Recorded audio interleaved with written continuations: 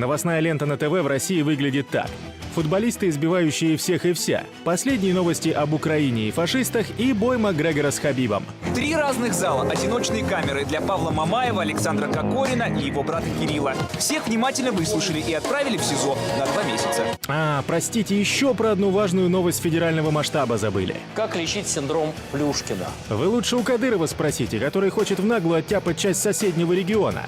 Решение Путина – это в духе Крым наш. В то время как на всех федеральных каналах происходит обычная вакханалия, на Кавказе назревает серьезный военный конфликт. Но я точно знаю, что уже который день в Магасе, столице Ингушетии, стоит митинг. Там уже Кадыров, братская соседняя республика, сказал, что он готов к войне.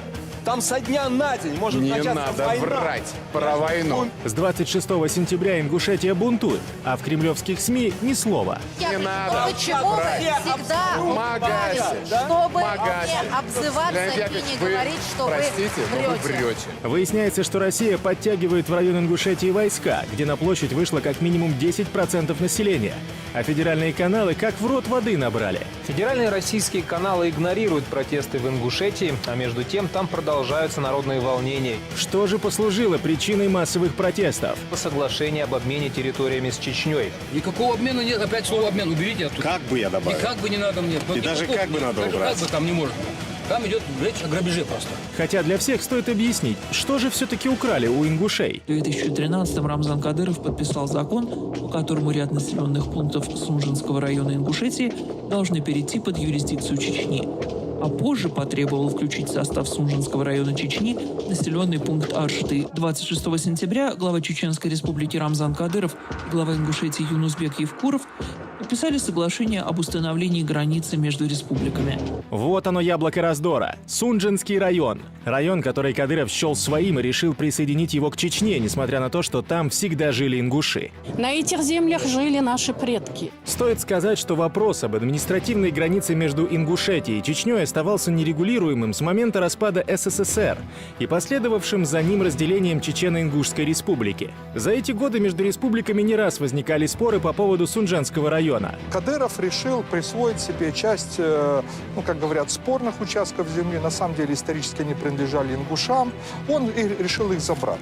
То, что Кадыров пользуется особыми преференциями в Кремле, всем давно уже понятно. Надо понимать, что это за люди. Это Кавказ, люди горячие. Кадыров уже давно стал головной болью для всей России. Этот человек, мало того, что фактически превратил Чечню практически в независимое государство в составе России, вся Россия кормит Чечню, платит ей дань, чтобы просто не воевали. Но зачем так нужны Кадырову эти 2000 гектар, которые он отобрал у и без того маленькой братской республики? Оказывается, что на передаваемой Чечне земле еще в советские времена было обнаружено большое месторождение нефти стоимостью в несколько миллиардов долларов.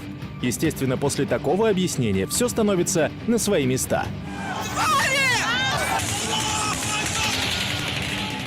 Как говорят в народе, жадность фраера погубит. Народ настроен решительно. Еще совсем недавно президент Ингушетии Евкуров был ярым противником передачи этой земли Чечне. На границе неоднократно возникали вооруженные стычки между чеченским ОМОНом и полицией Ингушетии. Если вы посмотрите карту Российской Федерации, мы являемся самым маленьким субъектом Российской Федерации, даже на карте нас не видно. Кто у нас куски какие-то отбирает, там отобрали, здесь отбирали. Давайте мы отправьте нас обратно в Сибирь тогда. И вот в начале осени Евкуров резко меняет свою позицию. Взамен на этих земель он получил 3-й срок, мы так считаем. На 4-й срок он нас в рабство продаст. С конца сентября ингушский народ вышел на митинг и уходить не собирается. Люди выдвинули свои требования правительству. Мы требуем от нашей исполнительной власти, чтобы соглашение заключенное было расторгнуто и ни одного сантиметра земли Ингушской республики не было кому-либо передано. Люди требуют отставки Евкурова или оценки правового поля его действиям. Никакой публичной дискуссии не произошло в Ингушетии. То есть опубликовали соглашение и все, сразу попытались быстро принять этот закон в 3 чтениях. Это возмутило людей, я уверен. На фоне всего этого разгорелся новый скандал. Оказывается, местные депутаты не проголосовали за закон, результаты были подтасованы.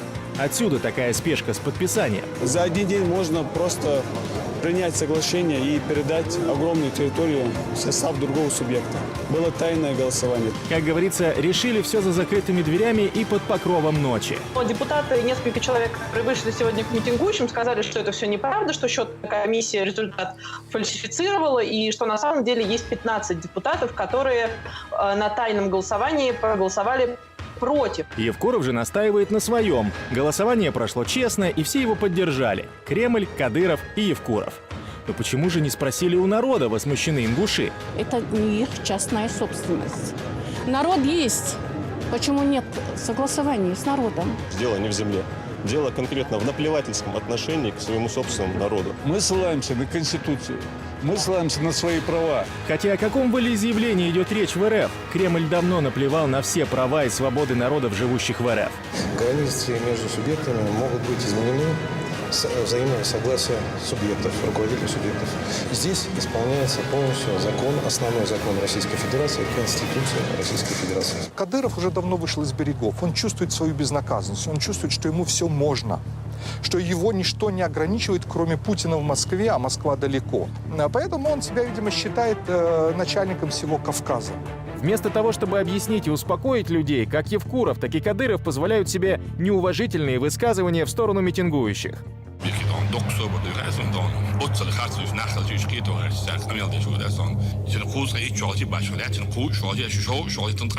После чего и вовсе посыпались угрозы и откровенное запугивание людей. За столом разговор, тайное соглашение.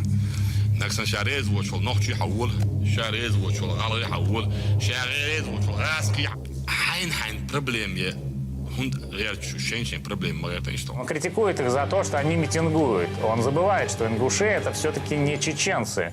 И они привыкли иметь возможность выступить. В итоге Кадыров только подливает масло в огонь своими критическими и неуместными комментариями.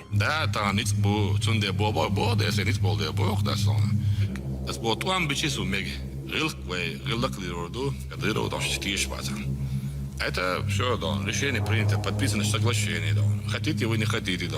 Оказалось, что считаться надо с ингушами. Те, кто изначально слабее, собрались и вместе дали отпор очевидной несправедливости. Кадыров и Кремль столкнулись с неожиданным сопротивлением. Мы уже победили тем, что мы сегодня объединились.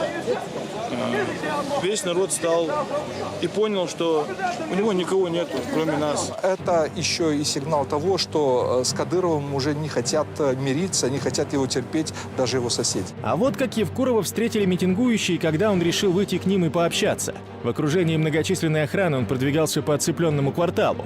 Охрана ведет себя бесцеремонно, прокладывая путь президенту-предателю. Кто-то не выдерживает и бросает бутылку. Руководитель нас сегодня предал. Руководитель у нас оказался не имеющим самые главные черты ингуша. Ему все равно, что о нем думает народ. Мало ли, что кому-то захотелось нефтяных долларов. Мало ли, что кому-то чувствовал себя Богом. И кто-то вместо слова «Аллаху Акбар» говорит «Ахмад силы» раньше, чем «Аллаху Акбар».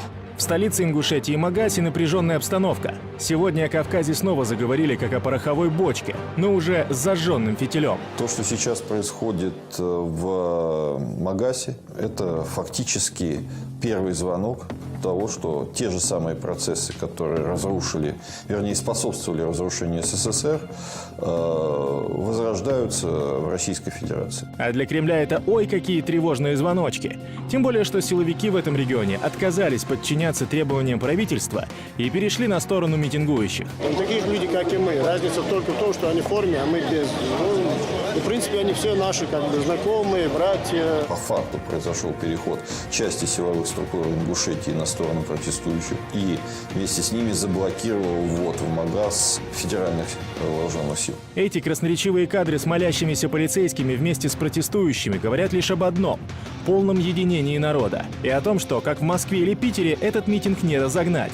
Ведь тут придется бороться не с детьми и пенсионерами, а с решительно настроенными мужчинами, которые готовы умереть за свою честь. Они находятся на Кавказе, где у каждого второго там припрятан какой-то ствол, автомат и тому подобное. И поэтому в случае силовых действий уже будут их убивать. Уже не просто там камни полетят, а полетят гранаты и пули. Но бездействовать Кремль не может. Они пытаются как могут оградить Ингушетию от всего остального мира. Поэтому в республике, которую неделю глушится связь, отключен интернет. Хотя Евкуров все это наглым образом отрицает. Во-первых, я не сказал, что у меня тоже нет интернета. Я сказал, у меня в кабинете, по крайней мере, на телефоне у меня есть интернет. Также идет давление на СМИ и журналистов, пытающихся хоть как-то пролить свет на происходящие события на Кавказе. Один из этих людей положил меня лицом вниз, достал пистолет, приставил его к затылку и сказал, что он меня застрелит. Но ни пытками, ни другими зверскими методами, к которым так привык Кадыров и Кремль, правды не утаить. И информация о происходящем все равно вытекает за пределы Ингушетии. Кто там снял сливки, сметану и все остальное? Мы пришли с детьми, мы пришли старики, мы пришли даже с больниц больные. Мы все против передачи земель Чеченской Республики. Это земли наших предков. Народ маленькой, но гордой страны, который встал за свои права. Кремль сколько угодно может отвлекать внимание от Кавказа новостями из Украины, поисками террористов и пьяными футболистами-дебоширами. Но утаить главного от мира им не удастся. Они, как вампиры, постоянно жаждут крови. Это поняли все, кроме тех, кто до сих пор верит всему тому, что говорят на федеральных каналах. Все, что мы с вами сейчас делаем, это отвод глаз от реальных проблем.